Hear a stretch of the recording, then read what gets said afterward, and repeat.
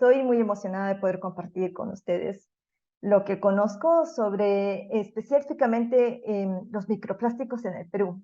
Vamos a hablar en primer lugar un poco sobre microplásticos, luego sobre la investigación que se ha desarrollado hasta el momento en Perú. Y también les voy a contar un poquito, solo brevemente, sobre lo que estoy haciendo yo actualmente. Bueno, mi nombre es Mariela Ciña, actualmente estoy en Taiwán y estoy haciendo mi investigación, como les mencionaba, en la exposición de mamíferos terrestres a microplásticos. A ver. Entonces, ¿qué son los microplásticos? Los microplásticos son partículas menores a 5 milímetros. Es la definición que se está utilizando actualmente. ¿Por qué se utiliza esta definición? Es porque de este tamaño pueden ser fácilmente ingeridos por animales, especialmente especies acuáticas, ¿no? Por ejemplo, en esta foto, en la parte superior, se puede ver diversos microplásticos que fueron recogidos en arena de playa, en sedimentos marinos. Ya están un poco blanquecinos porque han sido, al ser expuestos al medio ambiente, muchos pierden su color, ¿no? Y también sus formas van cambiando un poco por la erosión. Entonces, en el primer lugar tenemos fragmentos. Acá tenemos pellets de diversos colores. Estos fragmentos son blancos. Estos son pellets de diversos colores. Estos también son pellets blancos y aquí también hay fragmentos de colores. Y todos estos microplásticos que están en esta foto, por ejemplo, no están las espumas, pero todos estos microplásticos provinieron de una sola muestra de arena de playa. Aquí les voy a mostrar una foto de una playa en Taiwán, en el norte de Taiwán, y es muy sucia, está muy contaminada. Hay, creo yo, también muchas playas sufren el mismo problema alrededor del mundo. En Perú también tenemos playas que están lamentablemente muy contaminadas. Y en este caso, por ejemplo, de esta playa, ¿no? Las muestras que recogimos, se podían encontrar desde 0 hasta 3.000 partículas de plástico en una sola muestra. Y una sola muestra podía contener entre 800 a 900 gramos. Esta muestra se recoge solamente de la superficie de la arena, utilizando un cuadrante, que es el cuadrante que está detrás mío en la foto. Pero como pueden ver, es bastante, ¿no? Es bastantes partículas que se recogen en una sola muestra. ¿Y de dónde provienen los microplásticos? De acuerdo a su forma, también como han podido darse cuenta, hay plásticos que son fragmentos y hay plásticos que tienen la forma de pellet. ¿Qué quiere decir? Estos pellets, por ejemplo, ¿no? Que se ven como cilindros pequeñitos, como pueden ver aquí en la mano derecha, estos cilindros de colores, son producidos así, en ese tamaño, por los hombres, por nosotros, para que podamos transportarlos y luego producir objetos de tamaño mayor, por ejemplo, una batea o para producir la botella que estamos viendo.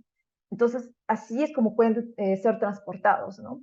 Y también utilizan algunos de estos pellets, o sea, algunos de estos pellets chiquititos, por ejemplo, para rellenar peluches. También hay las microperlas que se utilizaron mucho tiempo en exfoliantes para la cara y ahora ya están siendo prohibidos. O sea, ya se está evitando utilizar microperlas de plástico en los exfoliantes para la cara.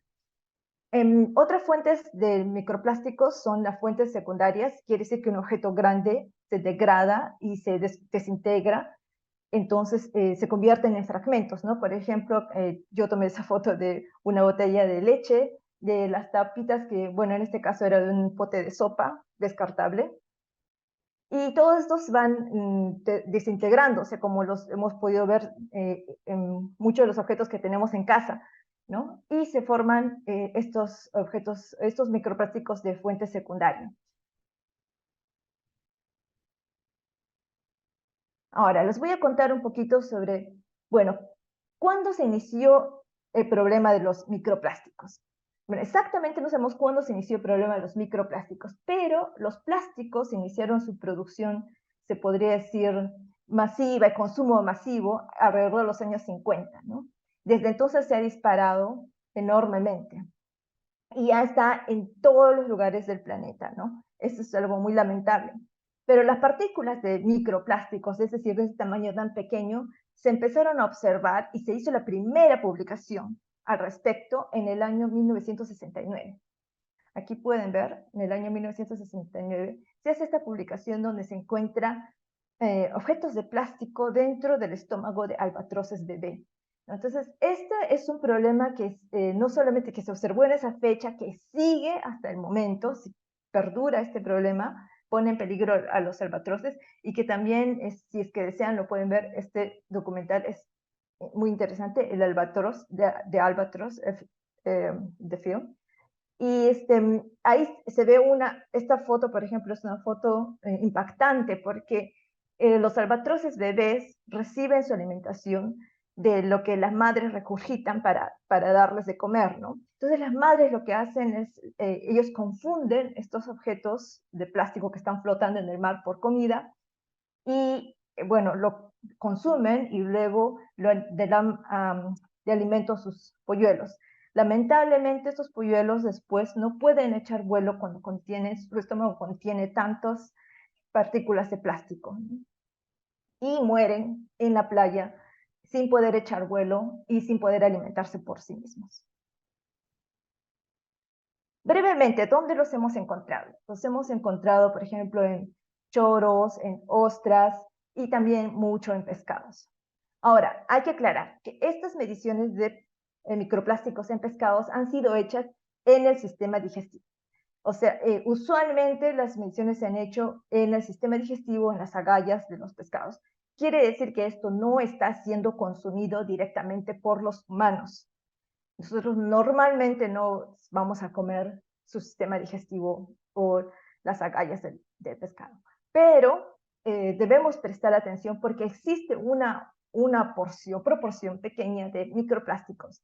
En el caso de los pescados, se estima que es lo que es menor a 83 micrones que está pasando desde el sistema digestivo hasta otros órganos. Y también podemos tomar atención en el hecho de que, por ejemplo, hay la harina de pescado donde sí se utiliza el pescado entero.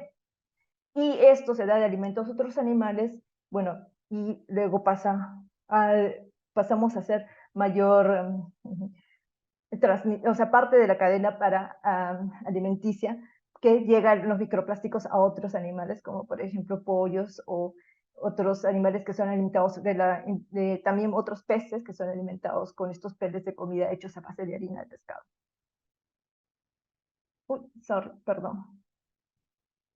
También se ha encontrado en agua del caño hasta 600 partículas por litro en Europa, en agua embotellada. En el aire, por ejemplo, ¿no? Se ha encontrado que hay más contenido de microplásticos dentro de la casa que fuera de la casa. ¿Y esto por qué? Pues es posible que sea porque nuestra ropa, la mayoría de nuestra ropa, tiene muchas fibras sintéticas y estas se eliminan al momento de cambiarnos, al momento de lavarlas. Entonces, en el aire, en este caso, estas fibras se vuelven se elevan nuevamente, disculpe, a veces se me van las palabras, pero se vuelven nuevamente disponibles para poder ser inhaladas. Y se ha encontrado, por ejemplo, microplásticos, fibras de microplásticos específicamente, en 13 de 20 pulmones. Esto se hizo de humanos, estamos hablando de humanos, perdón, no escribí eso. Se hizo a través de autopsias, ¿no? Y se ha encontrado que sí, ya existen microplásticos, fibras de microplásticos en pulmones de humanos. También, por ejemplo, se ha encontrado microplásticos en placenta de humanos. 4 de 6 placentas analizadas tenían microplásticos menores a 10 micrones. ¿Por qué es importante mencionar esto? Porque justamente como les comentaba, muchos de estos microplásticos van a ser consumidos y van a pasar directamente por nuestro sistema digestivo y salir, por así decirlo, por nuestras heces. Pero una porción, la más pequeña, los tamaños más pequeños, en el caso de los mamíferos estimado que puede ser los que son menores a 10 micrones, van a poder traslocarse hacia otros órganos de nuestro cuerpo. Entonces, eso es lo que podemos ver que en este caso, en el estudio de las placentas, han podido encontrar que corrobora justamente estos límites de la ecotoxicología. En el caso de sangre humana también se ha medido y se ha encontrado 1.6 microgramos por mililitro. En este caso, el método es diferente, pero esto equivaldría más o menos a decir que es una partícula de plástico de unos 120 micrones por mililitro de sangre. Y ahora sí, vamos a ver, ¿y qué cosa hemos encontrado en el Perú hasta el momento? Entonces, lo que yo hice fue buscar todos los artículos publicados en revistas y también tesis, porque quería saber qué es lo que qué estamos haciendo, ¿no? Qué estamos investigando en Perú, que se han desarrollado o que han tomado muestras en el territorio peruano, ¿no? O de los recursos peruanos. Y, por ejemplo, ¿no? Yo he encontrado, esto es para mencionar, el primer artículo que se publica sobre Perú, ¿no? Es en el 2017. En el mundo ya en esa fecha estaban publicados 689 artículos. En los últimos 10 años, la investigación de microplásticos ha crecido en el mundo exponencialmente, ¿no? En este caso, por ejemplo, les muestro aquí los datos de Scopus solamente, y en comparación lo de Perú que está en azulito. Pero eso sí, como les comentaba, estos datos míos incluyen también las tesis que no han sido publicadas en artículos científicos. En total, encontré 44 en 3 artículos publicados en revistas académicas y otras tesis que no fueron publicadas. Pero lo que quiero mostrar aquí es de que el interés existe. Existe un gran interés en investigación sobre microplásticos en Perú.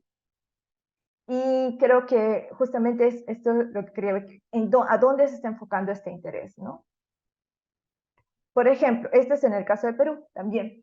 La mayoría de los estudios que se hicieron en ecosistema marino, principalmente en los sedimentos o la arena de playa, como lo pueden ver en azul. Perdón, acá. Azul. También bueno, en el caso de animales está mezclado un poquito de todo. Más adelante vamos a ver un poquito más en qué se desglosa, pero principalmente peces. Principalmente peces, también tenemos moluscos, en el caso del ecosistema marino, y algunos mamíferos marinos. Luego de empezar por el ecosistema marino, se empiezan a hacer otros estudios en ecosistemas acuáticos continentales, ¿no? Y por último ya en atmosféricos y artificial, por ejemplo, le llamé yo a los estudios, un estudio en aguas residuales y otro en harinas de pescado. Pero en el caso de, como decía, luego de pasar por el ecosistema marino, de hacer estudios en sedimentos de playa, en pescados, se empezó a ver los sedimentos de, por ejemplo, canal de riego, que se hizo uno en Yauyos, sedimentos de canal de riego, y también en peces continentales, como por ejemplo en Iquitos, que lo vamos a ver más adelante. En sedimentos de playa. Por ejemplo, ¿no? El primer estudio que se hizo en Perú fue justamente este que fue hecho por Purca y Enostroza, y bueno, analizaron sedimentos de diversas playas. En este caso, por ejemplo, el de Costa Azul tenía hasta 460 microplásticos por metro cuadrado. Luego vienen otros estudios en el 2018 y en el 2020 para comparar un poco, ¿no? En el 2018 también todos estos estudios utilizan básicamente la misma metodología de recojo de muestra, pero difieren en diversos aspectos, que es utilizar este cuadrante que pueden ver en la foto para recoger la superficie de la arena de unos 2 o 5 centímetros de superficie de la arena. Pero difieren en cuántos de estos cuadrantes toman, la ubicación del transecto, y también la forma de presentación de los resultados, porque algunos lo presentan en microplásticos por metro cuadrado y otros en microplástico por kilogramo. Entonces es un poco difícil hacer una comparación entre los primeros estudios y los últimos. Sin embargo, nos puede dar una idea de cómo está la situación en nuestros sedimentos de playa. Entonces, para comentarles, por ejemplo, ¿no? En Taiwán también hay varios estudios sobre sedimentos de playa, sedimentos marinos, y estos están alrededor de 100 partículas por metro cuadrado. Entonces, en este caso hay lo mismo, ¿no? Hay playas que tienen mucho menos y hay playas que tienen mucho más. Entonces, creo que estamos más o menos en el mismo rango, porque, bueno, acá también encontramos playas que tienen mucho más y playas que tienen muchas menos partículas. por metro cuadrado, o en este caso hay otra medida que utiliza aquí, microplásticos por kilogramo, ¿no? En general, lamentablemente, en ambos casos, por ejemplo, se puede ver que las playas en Ventanilla son las que tienen más concentración más alta de microplásticos. Y en el caso del tipo de biota que se evaluó, en primer lugar están los pescados marinos y también algunos moluscos como los choros, los ostiones. Luego también se evaluó algunos crustáceos como los cangrejos, el camarón y algunos mamíferos marinos, que también los vamos a ver más adelante. Por ejemplo, en el caso de pescados en Perú. El primer estudio que podemos ver aquí, que recogieron sus muestras, he ordenado esta tabla por la fecha en que recogieron las muestras para ver un poquito si es que había alguna diferencia o algún incremento entre ellos. Sin embargo, es difícil hacer la comparación, como les mencioné anteriormente. Pero en este primer estudio, en el 2016, ¿no? Se recogen, por ejemplo, 30 caballas, 30 caballas, y solamente en una de las caballas encontraron un microplástico. Sí, solamente encontraron un microplástico en una de las caballas de las 30 caballas. Entonces la concentración que se detalla aquí es muy baja, comparado con otros lugares del mundo para esa fecha. Y luego, en el siguiente estudio, en 2019, ya escogen más especies, ¿no? Y encuentran concentraciones más altas. Incluso también estaba la caballa. Entonces se ve como que aumenta la caballa, ¿no? La concentración que tenía en ese tiempo, en 2016 al 2019, aumenta.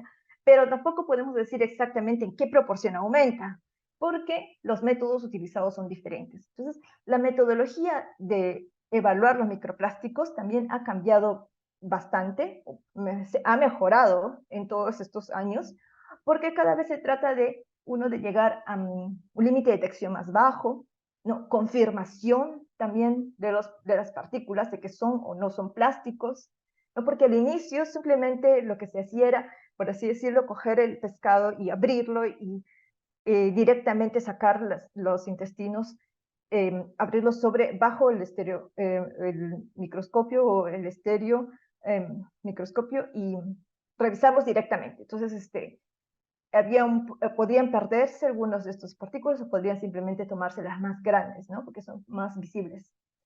Pero luego ya se empezó a hacer procesos de digestión para eliminar los residuos orgánicos y quedarse solamente con las partículas insolubles.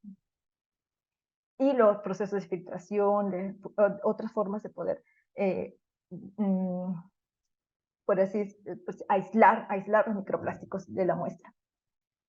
El siguiente estudio, en el 2019, también es interesante porque evaluó 3 especies, y de estas, lo que ellos encontraron era de que la especie carnívora consumía o tenía más microplásticos que los no carnívoros, ¿no?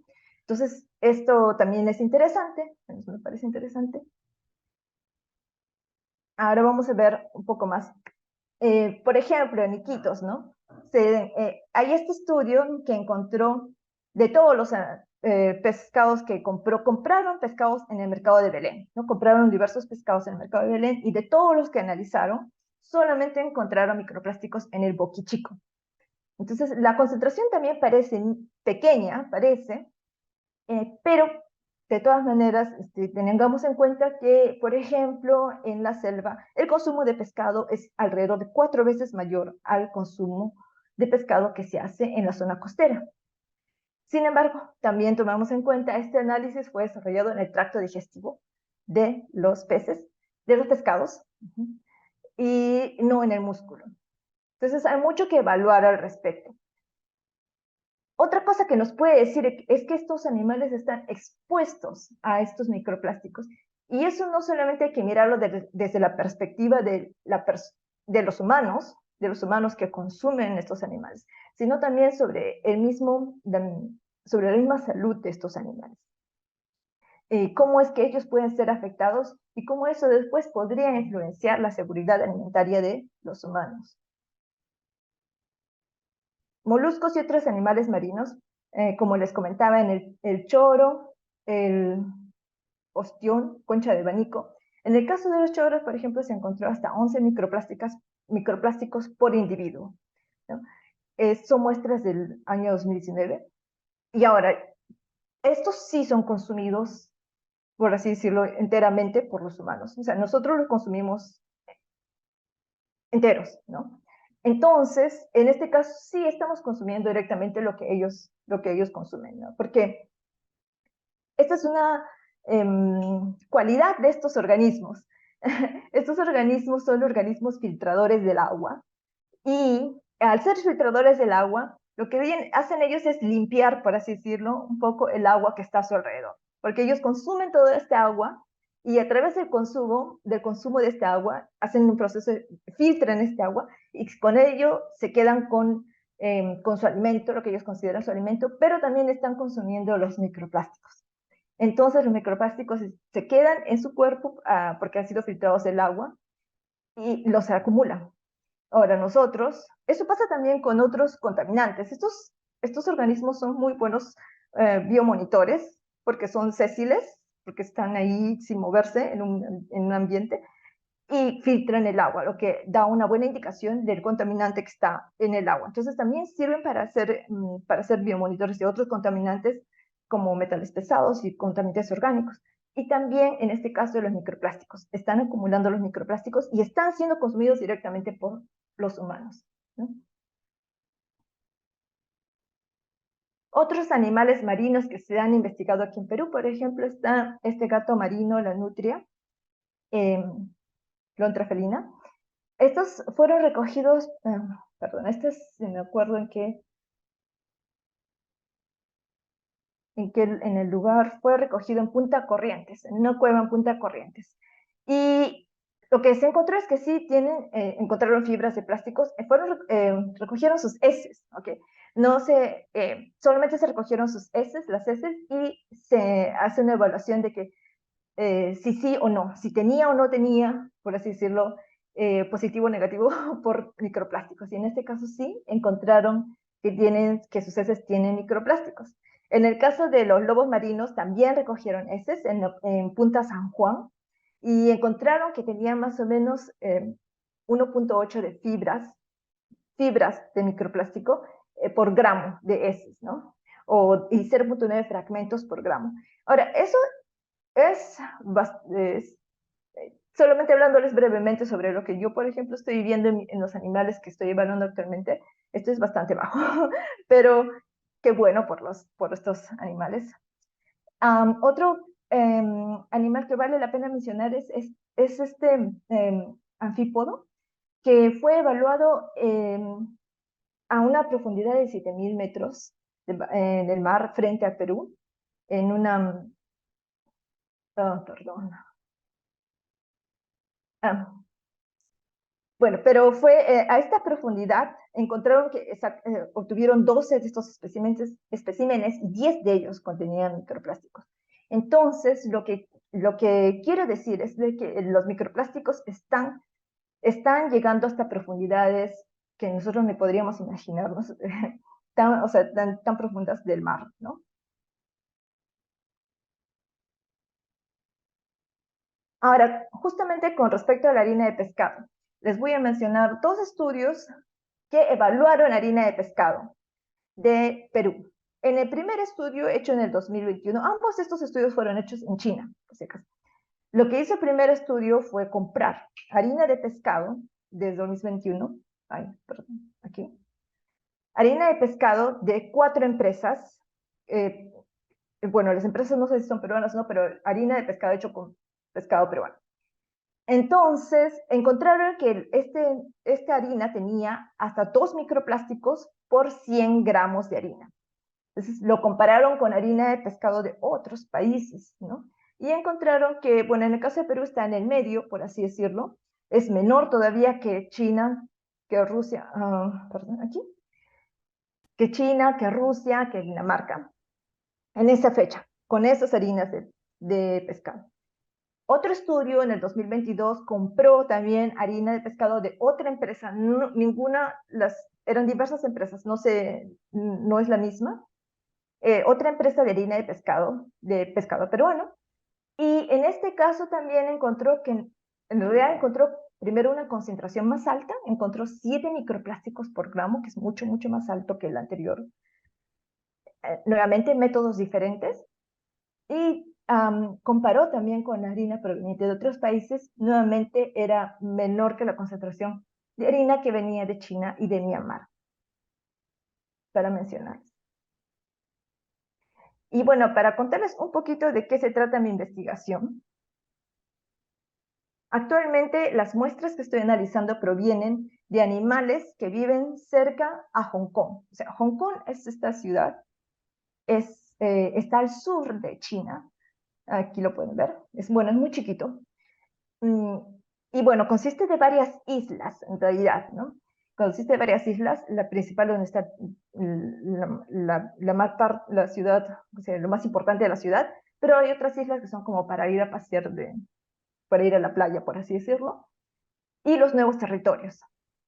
Ahora, los animales que he considerado o que estamos analizando fueron incluidos porque son animales que están que son muy cercanos a las personas. Por un lado son cercanos porque, por así decirlo, viven muy cerca a las personas, viven, no sin miedo, algunos sí con un poco de miedo, pero viven muy cerca al territorio urbano porque Hong Kong es una ciudad muy grande y en el medio de ella están los parques.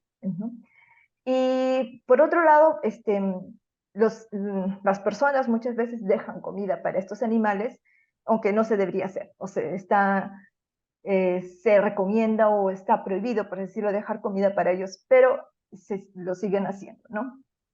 Entonces escogieron 3 animales de vida salvaje, que son el puercoespín, el jabalí y los macacos, o sea, monos, que viven, que han vivido, que son de vida salvaje de la zona, y 2 animales que son considerados, que actualmente no viven libremente ahí, pero que antiguamente ellos en realidad pertenecían a la agricultura, ¿no? Que existía allí, pero que en un tiempo, hace muchos años, después de un tiempo dejó de existir y en este caso los agricultores, ellos para no matar a sus animales, dejaron de que sean libres, por así decirlo, y ellos empezaron a vivir en manadas alrededor de Hong Kong. Entonces, no tienen dueño, pero tampoco eran originarios del lugar.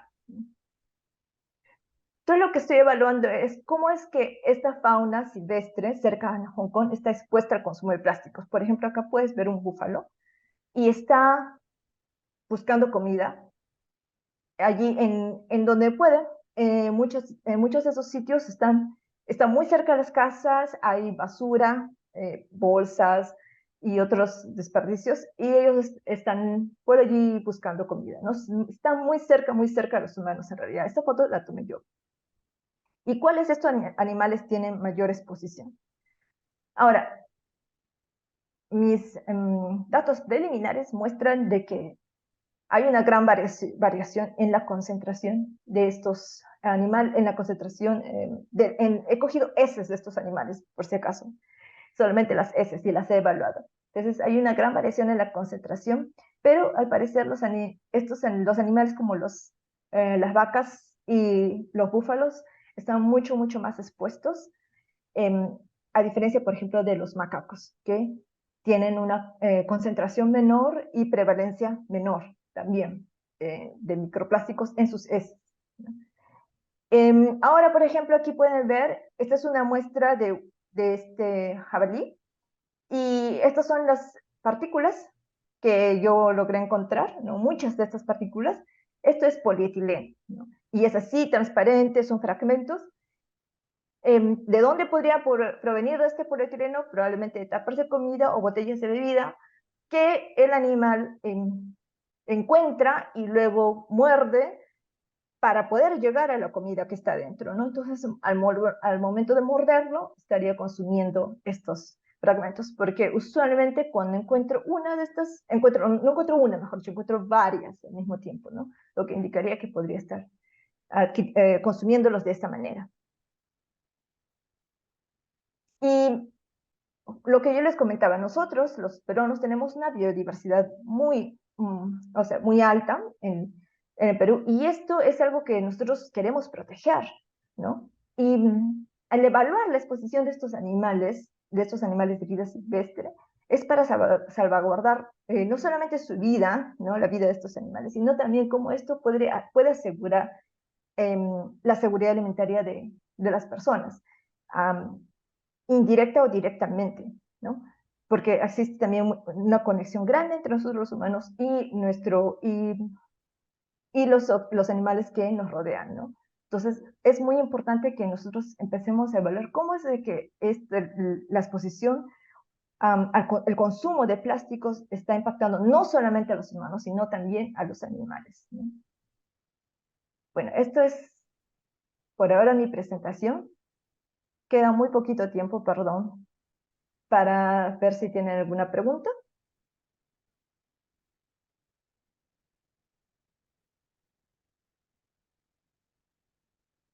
Oh,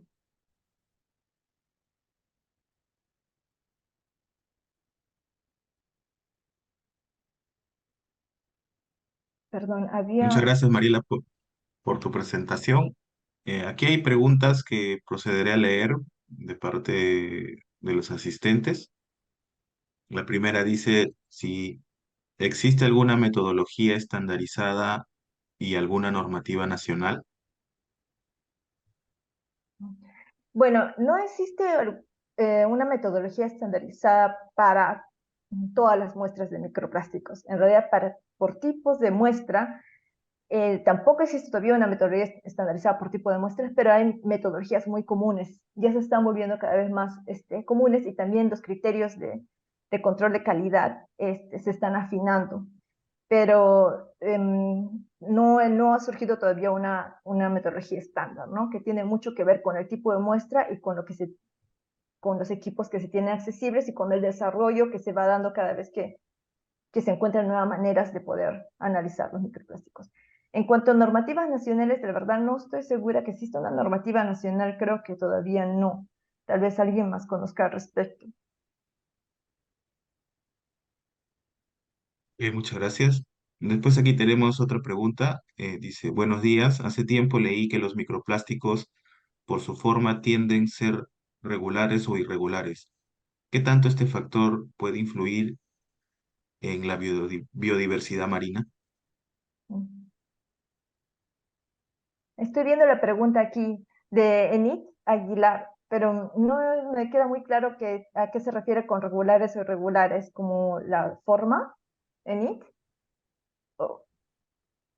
porque Sí, buenos días, disculpe. Es que hace un tiempo leí que los microplásticos se clasificaban directamente en dos formas, que eran regulares y irregulares. Los irregulares, eh, según vi, tendían como que también a hacer algunos puntiagudos. Y entonces, no sé en qué tanto podría esto afectar, digamos, si es que algún bivalvo o algún pez se lo consume dentro, en su organismo. Podría ser. Ya, esta es una buena pregunta, en realidad, porque no he leído un artículo o alguien que haya visto la diferencia o haya hecho un estudio ecotoxicológico sobre el impacto que tiene la forma em, de la forma de la partícula, ¿no? Pero también vale aclarar que la mayoría de estudios ecotoxicológicos, que es los que tratan de determinar cómo es que afecta esto a la salud del animal evaluado, utilizan pellets vírgenes de la industria, hechos por la industria, los cuales usualmente vienen en forma redonda, o sea, en forma de pelota, ¿no? Entonces, muy chiquitas, por supuesto. Entonces, los irregulares probablemente tendrían que venir de fragmentos que han sido expuestos al medio ambiente, ¿no? Que vienen de haber sido directamente del ambiente. Entonces, ahí esa parte no he visto que se haya realizado este tipo de estudio, pero me parece muy interesante tu pregunta y voy a revisar al respecto. Sí.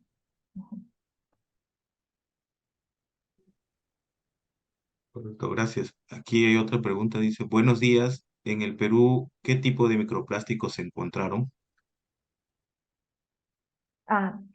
Buen punto. Bueno, En algunos de estos estudios mencionan fragmentos, fibras. No he visto mucho que se haya mencionado pellets. Puedo revisar al respecto, pero me parece que la mayoría ha mencionado fragmentos, fibras y también espuma, foams. Perdón, creo que es el espuma. Se me va la palabra, como por ejemplo, las bolitas de Tecnopor, que después se desprenden y estas se encuentran en muchos de los sedimentos marinos, por ejemplo, ¿no? En cuanto a pellets, es lo que me queda un poco la duda, pero sí recuerdo claramente fibras se ha encontrado mucho en los animales marinos, como comentaba, fragmentos y espumas en sedimentos marinos y en otros sedimentos terrestres. Gracias. Aquí hay otra pregunta. Dice, buenos días. ¿Existe algún método o protocolo de monitoreo para evaluar la cantidad de microplásticos en una playa o agua superficial? Sí, existen varios métodos para analizar la cantidad de microplásticos en aguas. Muchos de estos, la mayoría de estos, evalúan el agua con un equipo que, a ver, un momentito. No sé si tengo una foto aquí. Ay, perdón. Ay, trato de moverlo, pero no sé. ¿Esto? Sí. Esto es una Net Newston.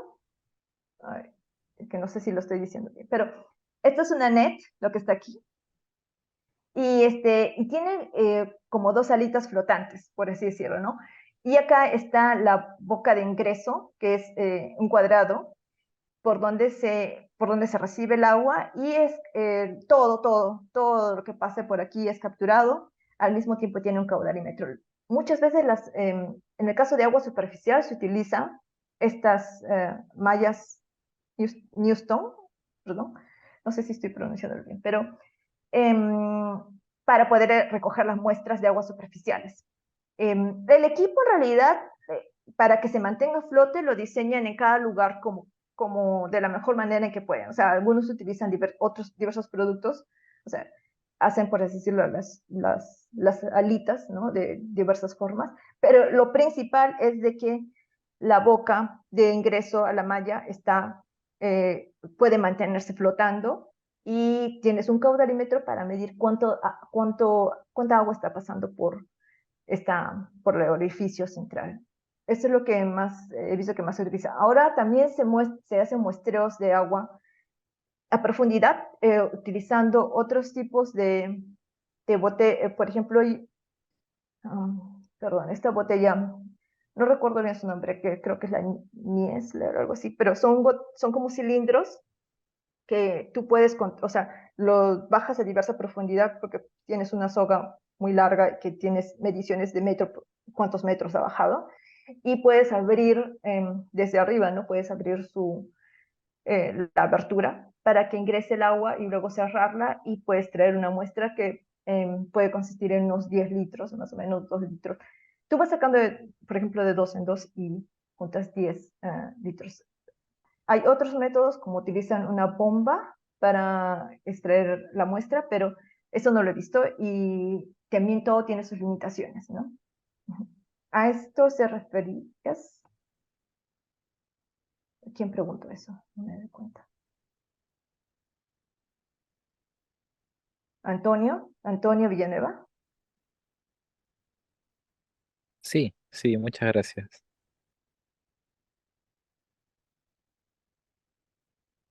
Correcto. Aquí hay otra pregunta. Dice, buen día. Por favor, ¿podría explicarnos el diseño estadístico en su trabajo de investigación? Muchas gracias. Mm, Ya, las muestras que saqué de los animales, las heces, son de diversos parques. Entonces, en realidad, en algunos casos se obtuvo de 3 parques, en otros de 2 parques, y en otros solamente de uno. Así. En ese caso, simplemente lo que quería ver era si es que, uno, si estaban expuestos, y dos, cuando mis resultados estén totalmente terminados, porque me falta hacer la identificación de los polímeros, que todavía no he podido hacerlo completamente, solamente de los jabalíes. ver si es que hay una cierta tendencia, ¿no? Si es que hay, por ejemplo, mayor consumo de este tipo de polímero que podría indicar que proviene de tal, de qué fuente, qué tipo de fuentes de contaminación, o sea, por ejemplo, por así decirlo, ¿no? Bolsas de la basura que están en el parque o tapas de plástico de comida que dejan por ahí. Puedo ver claramente que existe una diferencia entre las concentraciones que se han encontrado en diferentes parques. Aún no sé por qué, pero vamos a ver eso. Entonces, lo que quiero decir es que, y inicialmente lo que pensé que podría ser para la comparación cuando pensaba que íbamos a tener 3 parques, por ejemplo, pensaba que podría hacer el análisis una nova. Sin embargo, encontré después de que mis muestras no tienen distribución normal, entonces no puedo simplemente utilizar eso para poder decir que son diferentes. Entonces, en este caso estoy simplemente viendo qué otras características puedo dar al respecto de estos. No estoy segura de qué análisis estadístico utilizar. Me estoy inclinando por hacer un análisis de principales componentes, que sería un poco descriptivo de del tipo de fragmentos o fibras, qué tipo de microplásticos y qué tipo de polímeros se encontró en el lugar. Muchas gracias. Aquí tenemos otra pregunta. Dice, buenos días. ¿Ya existe una metodología para evaluar microplásticos en sedimentos como lagos o humedales?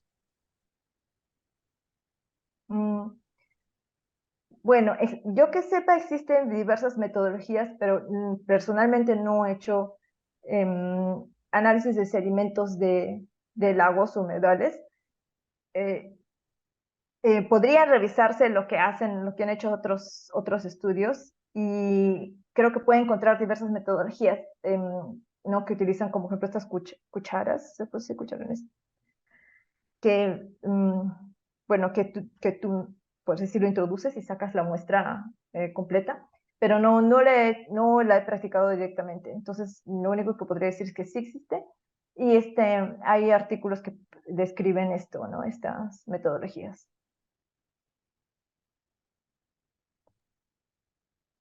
Finalmente, creo que tenemos esta última pregunta. Dice, ¿en qué productos cotidianos encontramos microplásticos? Mm, ya, lo que los comentaba que, por ejemplo, anteriormente se utilizaban muchos esfoliantes, ¿no? Para la cara, que tenían microperlas que estaban hechas de plástico, ¿no? Ya esto está cambiando porque se ha prohibido cuando se inició eh, la, la indagación sobre microplásticos. En este caso, muchas de las empresas decidieron cambiar y no utilizar más estas microperlas de plástico, pero los otros productos cotidianos, en realidad hay muchos productos de plástico que en su, por decirlo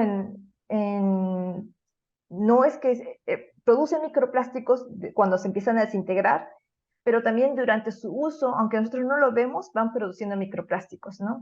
Y muchos de estos, se ha hecho han habido estudios, por ejemplo, que han analizado los tuppers de consumo de comida, ¿no? Los tuppers para comida, ¿no? Y que han encontrado microplásticos, o sea, por ejemplo, han puesto agua caliente en el tupper para ver, luego el agua caliente la filtran y luego ven que tiene microplásticos. También, como les mencionaba, en la ropa, nuestra ropa, eso sí, seguro ustedes lo han visto también, ¿no? O sea, te estás cambiando y ves a través de la luz que están flotando las fibras, ¿no? Y esto viene muchas veces de nuestras ropas que son de poliéster, ¿no? O sea, tiene mezcla de sintéticos con algodón y cosas así, ¿no? Entonces, hay muchos de estos microplásticos que están alrededor nuestro, ¿no? Que puede ser incluso como digo, de objetos que no son muy viejos, ¿no? Que son nuevos, pero a medida que van envejeciendo, van produciendo más microplásticos.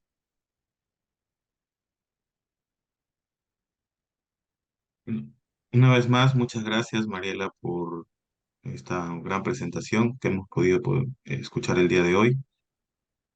Eh, bueno, si no hay Muchas más gracias, preguntas, Pierre. algunas palabras finales, no sé qué quisieras comentar. Gracias, Pierre. Y gracias a todos por su paciencia al inicio de esta presentación. bueno, espero que podamos tener otra oportunidad en el futuro de seguir conociendo más al respecto de estas investigaciones. Ujú. Correcto, muchas gracias y muchas gracias a todos los presentes también. Y hasta otra nueva oportunidad.